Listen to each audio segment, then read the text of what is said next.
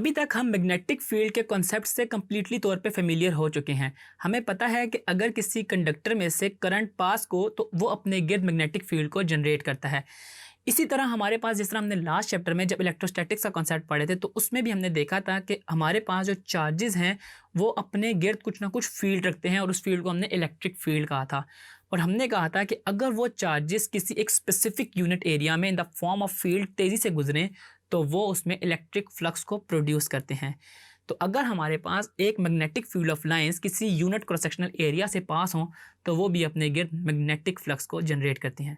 तो आइए स्टार्ट करते हैं अपना next topic, that is magnetic flux. देखिए जी, मैग्नेटिक फ्लक्स को भी ऐसे डिफाइन किया जाता है कि the number of magnetic lines of forces that passes through the area placed in a magnetic field, कि हमारे पास वो मैग्नेटिक लाइंस ऑफ फोर्सेस किसी एरिया में से गुजरे और वो हमारे पास एक मैग्नेटिक फील्ड के अंदर प्रेजेंट हो तो वो हमारे पास मैग्नेटिक फ्लक्स को प्रोड्यूस करता है।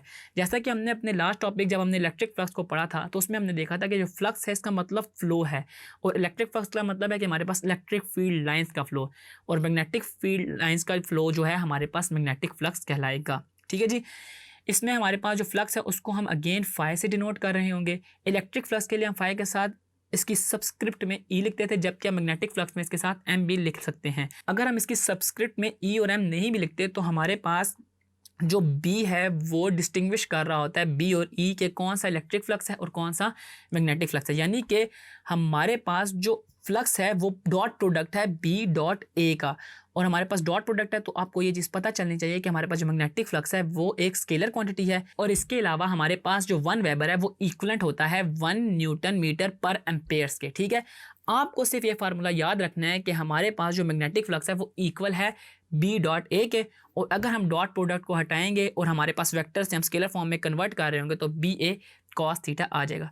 तो आपको ये टर्म याद रखनी है, बी ए कॉस थीटा। इसके अलावा हमारे पास मैग्नेटिक फ्लक्स में भी इलेक्ट्रिक फ्लक्स की तरह 3 तरीके से हमारे पास किसी भी बॉडी को प्लेस किया जा सकता है।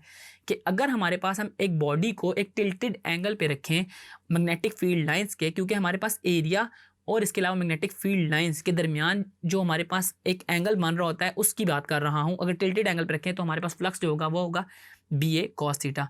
और अगर हमारे पास ये इस तरह हो कि हमारे पास इनकी फील्ड लाइंस एरिया के बिल्कुल पैरेलल हों, यानी कि नॉर्मल के पैरेलल हों, तो होता ये है कि हमारे पास फ्लक्स मैक्सिमम होता है and that is equal to B dot ए।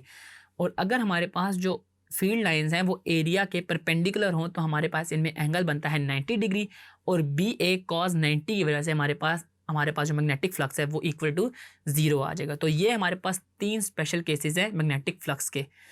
इसमें हमारे पास एक चीज़ और है जिसको हम मैग्नेटिक फ्लक्स डेंसिटी कहते हैं, कि अगर हम उस फ्लक्स का पर यूनिट एरिया ले लें तो वो हमारे पास मैग्नेटिक फ्लक्स डेंसिटी कहलाता है। यानी कि इसको डिफाइन भी ऐसे ही किया जाता है कि magnetic flux per unit area. और देख लें, इसको हमने फाई पर यूनिट एरिया से कहा और इसके यूनिट्स क्या होंगे आपको पता है, वेबर पर मीटर स्क्वायर, क्योंकि एरिया जो है इसके यूनिट्स हमारे पास मीटर स्क्वायर होते हैं और ये डिनोमिनेटर में है, तो इस वजह से हम इसके जो यूनिट्स हैं वो वेबर पर मीटर स्क्वायर ले रहे होंगे। तो ये था हमारा टॉपिक मैग्नेटिक फ्लक्स का, जिसमें हमने देखा कि हमारे पास जो number of magnetic field lines passing through a certain cross sectional area हो तो उस फिनोमेना को हम लोग मैग्नेटिक फ्लक्स कहते हैं, और अगर उस फ्लक्स का पर यूनिट एरिया लिया जाए तो वो हमारे पास मैग्नेटिक फ्लक्स डेंसिटी कहलाता है।